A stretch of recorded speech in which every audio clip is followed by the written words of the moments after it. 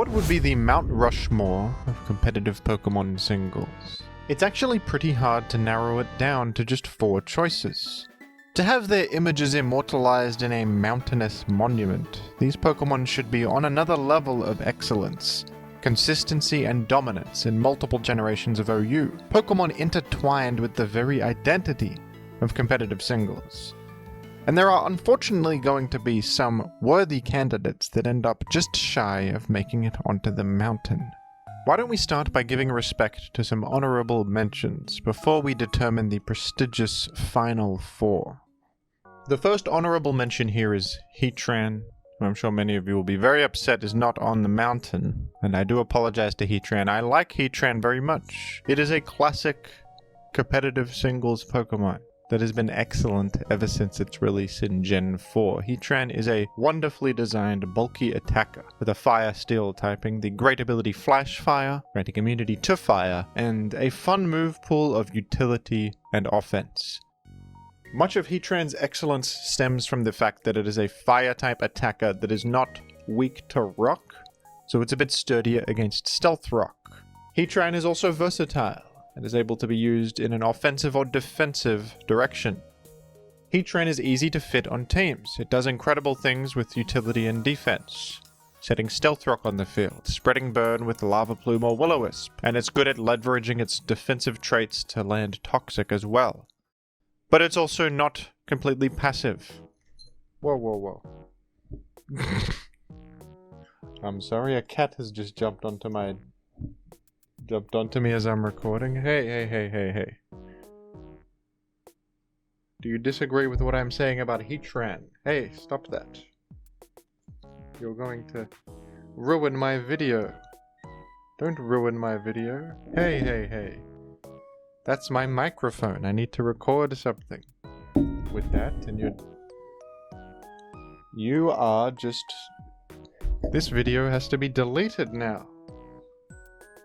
You realize how much you've ruined everything here, you silly cat. Get out of here. No, that's it. I suppose that's okay. This is manageable. This is good. What do you think about Heatran? You value Heatran? It's got Fire-Steel typing, that's good. It has Stab Lava Plume, which spreads burn and deals considerable damage to Ferrothorn and other people. Thoughts? You have the floor. You can say something. That cat did not have any opinion on Heatran, unfortunately, but don't worry, I have some things to say about Heatran. Heatran has the signature move Magma Storm, which has some real wall-breaking application. Magma Storm has a high power and traps the enemy. You can combo it with Taunt to deny healing, and power through special walls. Heatran has the excellent coverage of Earth Power, which is actually not that common. A great ground-type special attack, and one of the things that really rounds out Heatran's toolkit. And Heatran also has a great alternate ability in Flame Body, which may come at the cost of your fire immunity, but you will instead have a 30% chance to inflict burn on contact, which is also extremely powerful. And with Heatran being so great at switching in against common physical contact moves like U-turn and anything else it resists, you can get some real mileage out of this one. So why do I not think Heatran is worthy of the Mount Rushmore? I mean, it's damn close. Heatran has been an excellent Pokemon and a central competitive Pokemon in so many generations. It even still has an OU ranking in Gen 9. But Heatran has never quite been on the very top, the S tier of any OU format. It's always great, always solid, always commonly seen, but never quite at that tip-top level. And also, Heatran has been struggling a bit in Gen 9. It's ranked OU at the moment, but its OU ranking was not exactly automatic. It took a while for Heatran to rise to OU with meta shifts occurring and such. And in many other instances in the lifespan of Gen 9, it has been UU. And it's not exactly certain whether it will stay in OU for the remainder of the generation. So perhaps it hasn't aged quite as well as some other Pokemon I'm going to talk about in this video, but certainly still at least an honorable mention. One of the greatest competitive Pokemon of all time, and I think a lovely design as well all around. Not only a unique creature visually, magma individual. I don't even know what animal that's supposed to be. It reminds me of a frog, but I don't think it's supposed to be a frog. It's something else. Whatever it is, I like it. And also gameplay design. I like that Heatran doesn't have very many good healing options. I like that it's not that fast. It's like a middling speed tier of 77. And I like that its stats are just well-rounded. It feels balanced because of its fighting and ground weaknesses and water weakness, which are common types. It's not impossible to eliminate. But it also brings this nice, solid offense and defense package in all the metagames it exists in that I think is conducive to good gameplay. I think Heatran assists the pace and enjoyment of competitive singles in general. Next honorable mention is Gliscor, one of the most outstanding competitive singles Pokemon. Gliscor was released in Gen 4, where it had a solid OU ranking. Its ground flying typing is excellent, with 2 key immunities to electric and ground, many resistances. And Gliscor was used in this generation as a solid utility attacker. It has a good speed of 95, a great defense stat of 125, and solid attack as well. With options like U-turn, Roost for healing, Stealth Rock, Taunt, Gliscor brings a good mix of defense and offense to the table. And its ability Hyper Cutter was also useful to not have its attack lowered by Intimidate. Gliscor was solid even then, but everything changed when Gliscor received the new ability Poison Heal in Gen 5, which was an absolutely enormous buff, as Poison Heal is one of the strongest abilities in the whole game. Poison Heal makes it so that the poison status ailment no longer deals damage to you, but instead heals you for 1/8 of your max HP every turn. This is double the amount of healing you receive from leftovers, which is already a very common item, and it also means that if you just self-inflict poison with Toxic Orb, you're effectively immune to status, since you can't have more than one status ailment at a time. Turning a status ailment into an advantage is incredibly powerful, and Gliscor became a powerhouse of defense. The Pokemon is incredibly solid in every single generation, reaching the peak of its power actually in Gen 9 OU, as it got buffed even further. Gliscor received the new option of Spikes, which is absolutely excellent. It already had Stealth Rock, but Spikes feel better in Gen 9 OU in the state of the metagame, since spin blocking and defog blocking are so powerful with Goldengo. So Gliscor being able to stack Spikes is incredibly powerful. And Gliscor also benefits amazingly from the Terra mechanic. Being able to change your type is huge on a Pokemon that is immune to status completely. It's very high valued for defensive Terra. It also allows you to evade incoming hits from super effective moves. Terra Water is a very popular option, just as a good neutral defensive type to enhance your longevity. Gliscor is such a common auto-include on teams for its incredible passive healing. Its ability to pivot in on any status move, its incredible defensive traits, its ability to make progress with spikes and knockoff and U-turn to bring in frail attackers. It can even spread Toxic, and this is actually a big deal in Gen 9 where the distribution of Toxic is much more scarce. But Gliscor is absolutely amazing. And honestly, if it was on a different day, if I was feeling a bit different, maybe Gliscor would make it onto the mountain. It's certainly worthy of it, and there's many arguments for it. I suppose if I'm nitpicking here, if I would have to nitpick on Gliscor, this Pokemon is not completely ubiquitous in the earlier generations. It's good in Gen 4, but not top tier. In Gens 5, 6, and 7 it's common, but it's not an auto-include on every team, and usually leans more towards defensive or stally teams, which are not always the best and not always the most consistent. While its defensive excellence is undeniable, perhaps teams that carry Gliscor in these generations are a bit more passive. Listen, I did say it was a nitpick, and I think Gliscor has aged incredibly well and only gotten better and better. And in fact, in Gen 9, it does feel as if its offensive potency is also there with the Facade sets, Terra Normal Facade, with Swords Dance being a genuine option. But I just think there's a little tiny bit of space above Gliscor where further excellence can be achieved by other Pokemon. It's close, it's damn close, but I think that Gliscor can be outdone.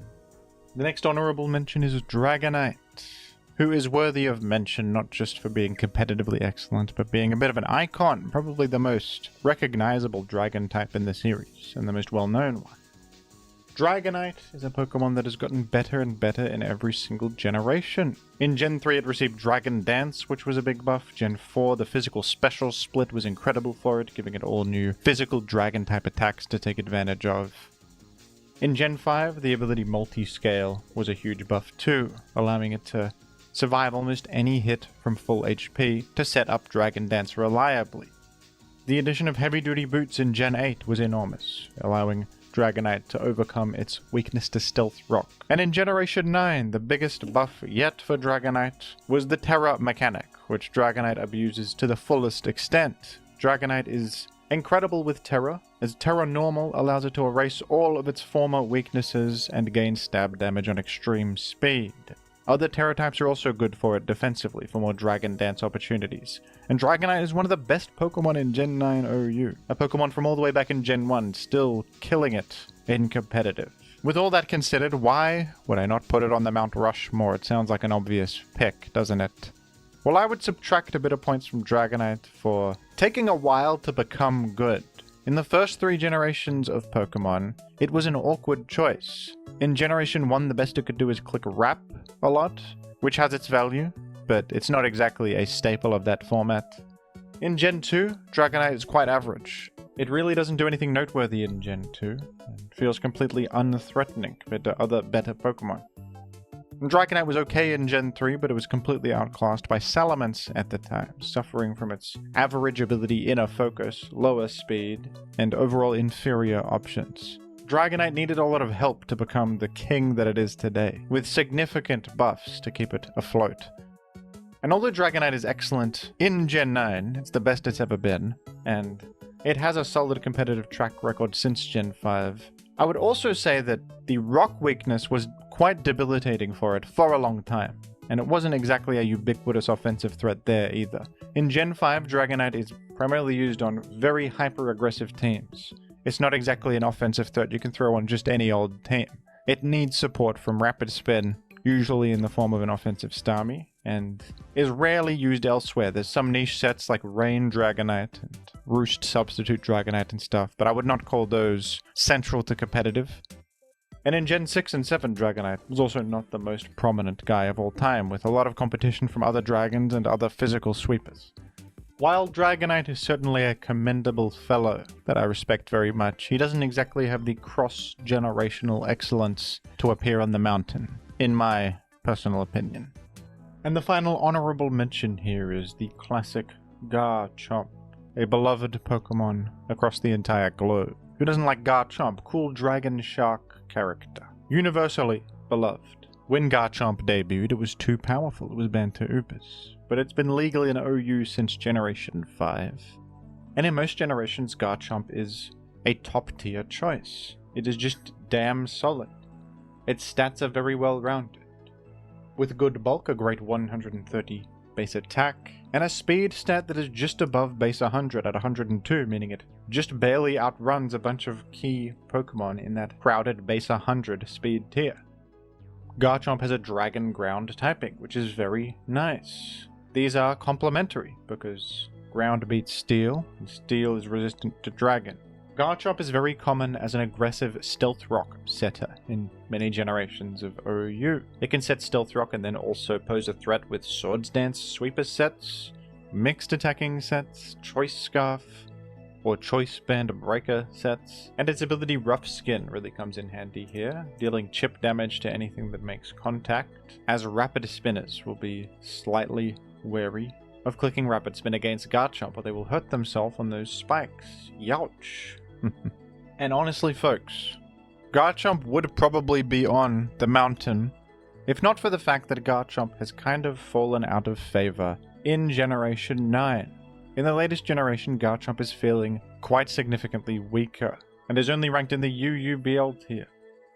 Garchomp's offensive potency doesn't feel as useful in this format, and you would much rather run Great Tusk for this. It was a Stealth Rock setter with Rapid Spin and better offensive output. It's more versatile, it's stronger, and it's easier to fit on teams.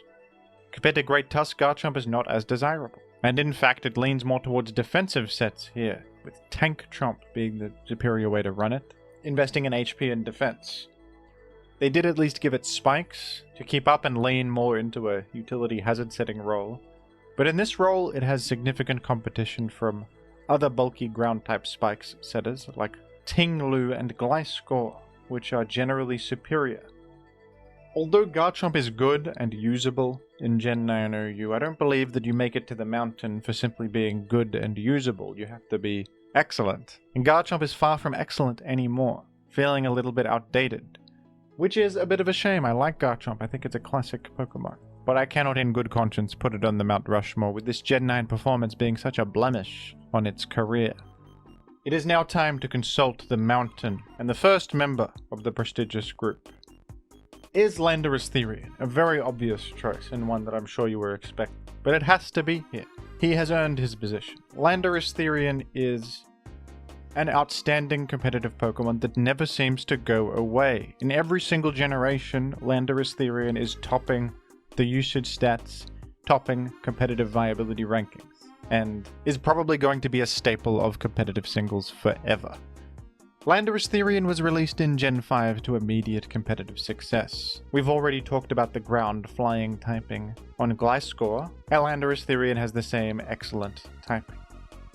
But Landorus-Therian sets itself apart from Gliscor as a more proactive Pokemon. It has the ability Intimidate, which lowers the enemy's attack on switch in, one of the most consistent and powerful abilities in the game, immediately giving you some value on just hitting the field. This typing has many defensive benefits, but the fact that you are neutral to rock and also completely immune to spikes and toxic spikes is a big one. Landorus-Therian can pivot in without being too worried about anything. The Pokemon was already great in Gen 5, but it got even better in future games. Buffed Knockoff was a huge get for Landorus-Therian, allowing it to have dark coverage and item removal. The new and improved Defog was also a way for Landorus-Therian to remove hazards from the field, further enhancing the guy's utility. Landorus-Therian is perhaps the easiest Pokemon to throw onto a team and get value out of. It's always going to be good. It has so many common entry points. It checks so many things inherently. It sets Stealth Rock. It does so much useful stuff. It pivots for you. It can even dish out some serious damage without any attack investment because of its massive base attack. The Pokemon is just outstanding competitively. It kind of embodies what a good competitive Pokemon is, truly. This incredible mix of offense, defense, and utility all in one package, as well as evading so many things, getting value consistently. And you can run Landorus-Therian in so many different ways as a win condition with Swords Dance and Rock Polish, pure defensive with options like Toxic and Defog and Rocky Helmet or Leftovers, something in between. Landorus-Therian's very customizable. There's Choice Scarf Landorus-Therian too. And the reason I think that this Pokemon is secured on the Mount Rushmore, even considering all of that excellence, is the fact that in Gen 9, people thought it might be over for Landorus-Therian. At first. It sounds crazy, but Landorus-Therian was nerfed significantly in Gen 9.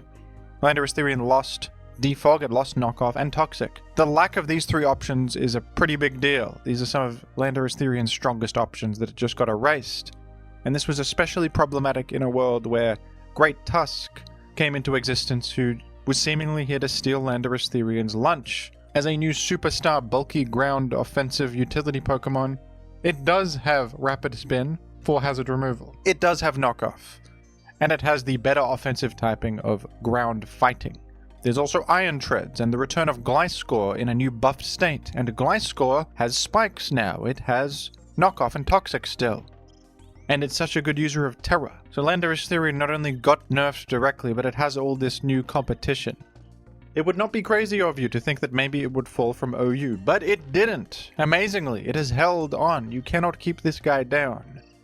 They tried to and they failed. Landorus-Therian still finds itself in the top 10 of usage in Gen 9 OU, setting itself apart from all of these other bulky ground types.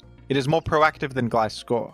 It is more offensively potent and faster. The ground flying typing and Intimidate set it apart from Great Tusk. Intimidate is direct immediate value and the ability to check an offensive threat. Landorus-Therian also does not need to run boosts to be sturdy against hazards, since it's inherently immune to spikes and shrugs off Stealth Rock pretty well, meaning it can run a Rocky Helmet or a Leftovers or something else to get further value out of its item slot without getting destroyed by hazards. This has value on teams that may not have as solid of a plan against hazards. And Landorus-Therian has even leaned more into a special attacking role in Gen 9 due to the meta conditions, as Earth Power hits many things harder than Earthquake can, like Petrarunt and Great Tusk and Zamazenta, etc. The versatility of Landorus-Therian, despite losing important options, has remained true, and it's still fantastic with all this competition. Just goes to show that this Pokemon will probably never go away, folks. And I'm not sure about you folks, but I'm personally fine with that. I think this Pokemon gets a bit overhated just because of how ever-present it was, but I think actually playing against it is not that annoying. It's just a solid guy that sets rocks and U-turns and stuff. But you can nail it down and defeat it with Ice-type attacks, which are common. It's weak to water as well. It does get chipped by Stealth Rock at least. And at least it can't defog or knock off anymore. I mean, that makes it feel way less annoying in my opinion. I actually think that a Pokemon such as this brings stability to a metagame because of how reliably it can check physical threats, pivot, and give your team valuable utility while not being completely passive. Just because it has a high usage and it is considered top tier and very strong and consistent doesn't mean it's bad for the metagame or overpowered, in my opinion. I think sometimes people conflate these two things, even though they're different concepts. Next, I have to give it to Zapdos. Perhaps not everyone would put Zapdos on the Mount Rushmore. There's arguments against it, but I would put Zapdos on here for its sheer consistency. Zapdos was released in Gen 1, the first game, and it is ranked OU and viable in OU in every single generation, except for the rare blemish of Gen 5 OU. That's the one time it wasn't. But every other generation Zapdos has been a good and viable competitive Pokemon. Zapdos is just solid in every area, and it always has been. And it is aged incredibly well. Electric Flying is a great type combo. Electric is only weak to ground, and Flying patches up that weakness. That ground immunity gives you total invulnerability to spikes, and ground type attacks, with plenty of defensive entry points. Zapdos is offensively excellent, with a powerful 125 base special attack, and a 100 base speed being incredibly solid too. And its defenses are well rounded, with 90 in its HP and special defense and 85 in physical defense. Zapdos is great in Gen 1, and in Gen 2 it's one of the strongest Pokemon in the game. It's an S tier Pokemon. And I believe it's also S tier in Gen 3. That's my opinion. I think Zapdos is probably the most consistent special attacker in that generation. I think in Gen 4 Zapdos proved its staying power by not falling off, despite the new existence of Stealth Rock. And Zapdos is quite threatened by Stealth Rock, taking a significant 25% damage on the way in. But Zapdos also received some new moveset buffs, like the new option of Roost to heal, U-turn for pivoting, and Heat Wave for fire coverage. These options, as well as its already excellent base traits, allowed it to hold onto solid OU viability in Gen 4. In later generations, Zapdos benefited from the new ability Static, which significantly enhanced its defensive potency. Static is an ability that has a 30% chance to apply paralysis on contact. Zapdos also benefited from the new and improved defog to remove hazards from the field. And it became a great defensive pivot. In Gen 7 especially, Zapdos was popular, and a great answer to Pokemon like Kartana. The risk of getting paralyzed by Static was a great deterrent to many physical attackers that ran rampant at the time. In Gen 8, Zapdos benefited immensely from the new addition of heavy-duty boots patching up its Stealth Rock weakness, which it was already managing respectably, but now, without that pulling it down, Zapdos felt far less burdened by the pointy stones. And much like Landorus-Therian, Zapdos was also nerfed in Gen 9 with significant moveset cuts. It no longer had Toxic and it no longer had a Defog. And it has also been suffering since the previous generation from the loss of hidden power, which was quite important for it to fill out missing coverage. But Zapdos has still held on to OU status in Gen 9 quite firmly, in fact, and it's a very good Pokemon in the format. The option of Hurricane is crucial for big stab damage with which to hit ground types, especially Great Tusk, who is weak to Hurricane. Static is still achieving incredible value and deterring Pokemon from pressing moves like U-turn and knockoff, even rapid spin at risk of being paralyzed. Volt Switch for pivoting is ever valuable, and Zapdos can still spread Thunder Wave paralysis. It still has Heat Wave for coverage. And the Pokemon fits well in a metagame that is more power-crept than ever, which is a testament to its excellence and its longevity, and its ever-presence in competitive singles. Although it hasn't quite reached the heights of usage and dominance as something like Landorus-Therian, I think you have to give Zapdos the Mount Rushmore spot for just never falling that far out of competitive viability, having this incredibly solid set of qualities that seem to age like fine wine. Plus, Zapdos kind of looks like a Big Bird from Sesame Street, which is another point in its favor. Up next on the mountaintop is Ferrothorn. I think the Ferrothorn has to be here. And you might think it's wrong to put Ferrothorn over some Pokemon that might seem more powerful, like Garchomp, Gliscor, Dragonite, that were only honorable mentions, but no. Ferrothorn came out in Gen 5, where it was immediately an S-tier Pokemon. And it has been perhaps the most central defensive Pokemon in every single generation of OU where it has existed in. Not only that, it is even a common staple of Uber's formats because of its incredible defensive traits. This is an elite level defensive utility Pokemon. It also took the jobs of a bunch of other staples like Forretress and Skarmory, who were great before it existed. Ferrothorn completely monopolized the bulky steel type that sets hazards Pokemon archetype. Ferrothorn has a grass steel typing, which is an amazing combination with only 2 weaknesses to fire and fighting, and an absolutely incredible amount of resistances.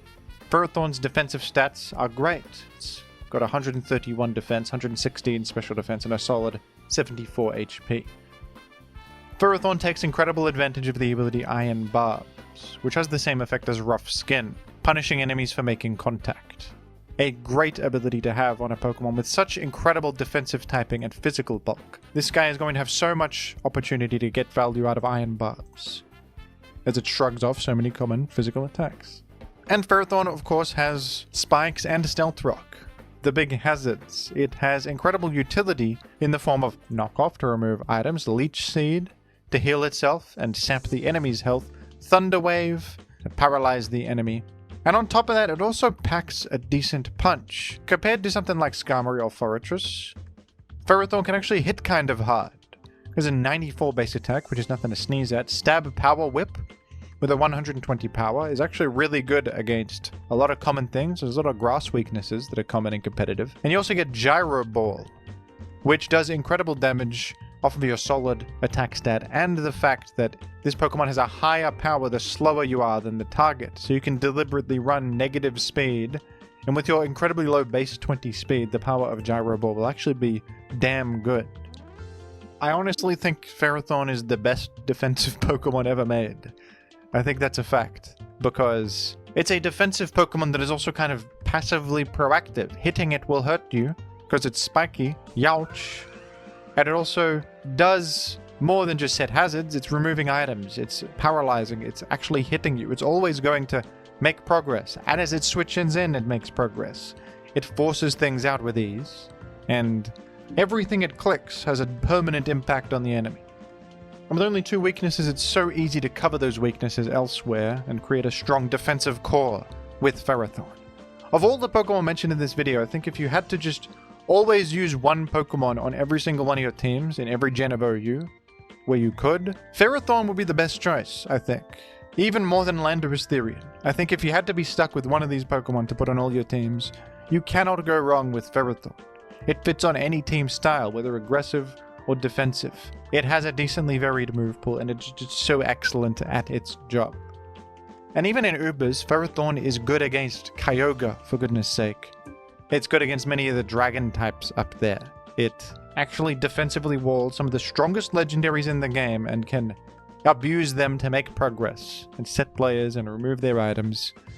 Ferrothorn is pretty consistently ranked as a top tier Pokemon in Ubers among the strongest legendaries in the game, which I think should say a lot about how good this Pokemon is.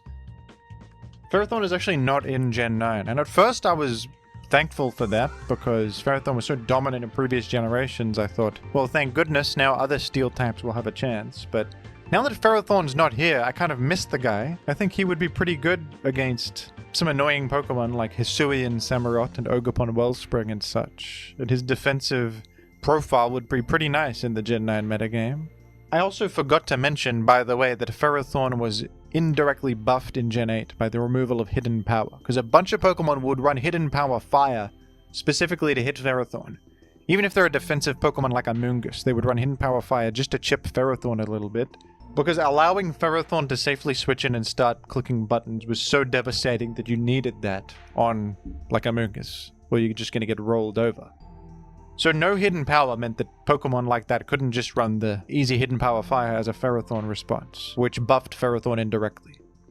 Apart from that, which is an indirect buff, Ferrothorn has been largely unchanged. I think it received body press in Gen 8, but it's pretty much just incredible from the moment of its existence with not much in the way of buffs. I mean, Knockoff got buffed, but it was using Knockoff anyway in Gen 5, just for the utility of item removal. A truly elite Pokemon that I could see being viable forever.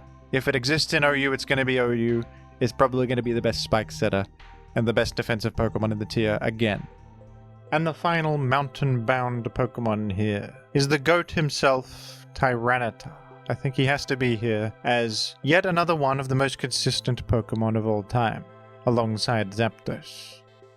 Tyranitar is actually ranked OU in every single generation that it appears in. It's had a bit of trouble climbing back up to that OU rank in the last 2 generations, Gen 8 and 9, but he is still fighting for competitive relevance to this day. Very heroic stuff. Tyranitar came out in Gen 2, where it was a great OU Pokemon in its debut game. It's a rock dark type with great, well-rounded stats, and the crucial option of Pursuit to trap ghost types. In Gen 3, Tyranitar became the #1 Pokemon in the game with new additions like the ability Sandstream, which was metagame defining, setting permanent Sandstorm on the field, and the new option of Dragon Dance, which allowed it to be an incredible win condition and boost sweeper. Tyranitar is insanely versatile. It can be a mixed attacker, physical wall breaker, pursuit trapper. It can run sets like Substitute Focus Punch. You can mix and match various options like Taunt and Toxic. Gen 3 Tyranitar is a truly beautiful Pokemon with so much to offer.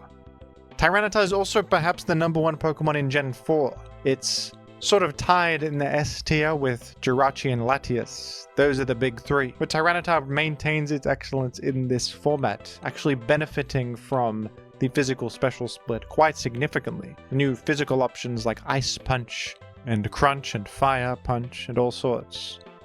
Its Pursuit is now a physical attack, making it much better at trapping things. Tyranitar also now gets a special defense boost in the sand in Gen 4, which was huge. Guess what? Tyranitar is also perhaps the #1 Pokemon of Gen 5. It's tied with Latios and Ferrothorn. Those are the big 3 of Gen 5. But Tyranitar is outstanding for its permanent sand. It's great alongside Alakazam and Reuniclus on sand teams. Gliscor, Landorus-Therian. Sand teams are very good against rain, actually, because they get rid of rain, cut the synergies, allow Sandstorm chip damage to really ruin Pokemon like Tentacruel that rely on chip healing. And I think that this really embodies what's so great about Tyranitar, because of all of the weather setters in the game, Tyranitar is definitely the best stats-wise, and the best beyond just the weather setting. Like, Politoed in Gen 5 is just there to set rain, mostly. It can do some other stuff, but if it didn't set rain, you would never use the guy. Same with Ninetales. But Tyranitar sets sand and more. Its stats are excellent. Its move pool is excellent. Guess what? In Gen 6 and 7, Tyranitar is still amazing. The guy got a new Mega as well, but base form Tyranitar in many cases outclassed its own Mega because of its free item slot, allowing it to run the Assault Vest or Choppleberry or other important items in these generations. Even though Sandstorm was now nerfed to no longer be permanent, that meant that Sand Rush became legal and Tyranitar could be used alongside Excadrill for an incredible combo. And the value of Sand Chip was still there, the value of the special defense boost was still there, all the incredible traits that Tyranitar has abused in all the generations prior are still there. Gen 8, though, was a big turning point for Tyranitar, as the move Pursuit was removed from the game, and this was Tyranitar's key option in many cases.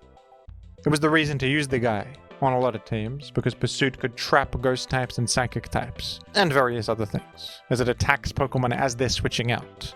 Without this option, Tyranitar had to reinvent itself a little bit, and Tyranitar had a bit of struggle here, as it dropped to UU for the first time in its career, but it clawed back up as choice band sets rose, and Tyranitar's value as a wall breaker, taking advantage of its high attack, was the new way to go. And it was a good option as a physical wall breaker with a bit of defensive backbone too. It still has such incredible special defense in the sand that it itself creates. It's chip damaging things with that sand.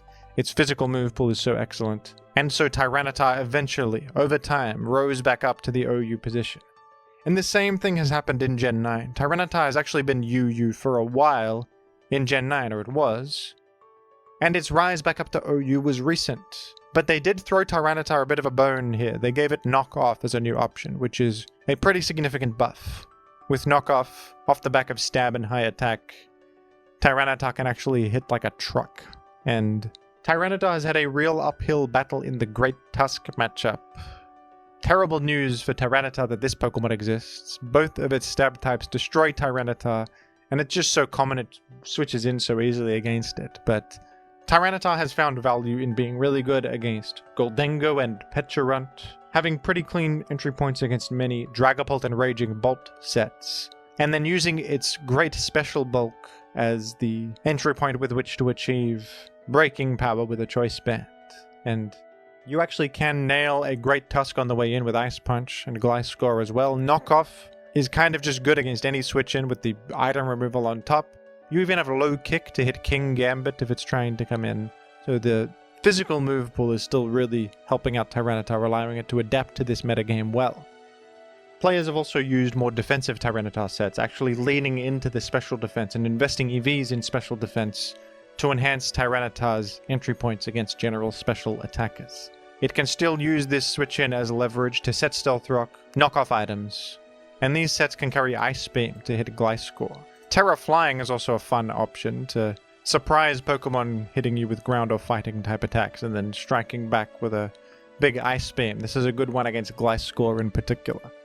I think that Tyranitar's top tier spot in multiple generations, the consistency of it, and the fact that it has managed to find an OU ranking in Gen 9 yet again solidifies its place on the Mount Rushmore as perhaps the GOAT of competitive singles. It's certainly at least a contender there. And I love the Pokemon. I think it's a beautifully designed Pokemon. I love that a Rock Dark type, which seems like such a bad type combo, can be so effective in competitive. It's kind of a unique Pokemon when you look at it. It's not like other top tier Pokemon. Its stat distribution's kind of weird, but honestly I really like Sand. I like cutting leftovers healing and chipping stuff. I think Sand actually makes metagames more fast paced. That's my opinion. And I love how diverse this Pokemon is. I love its design all around.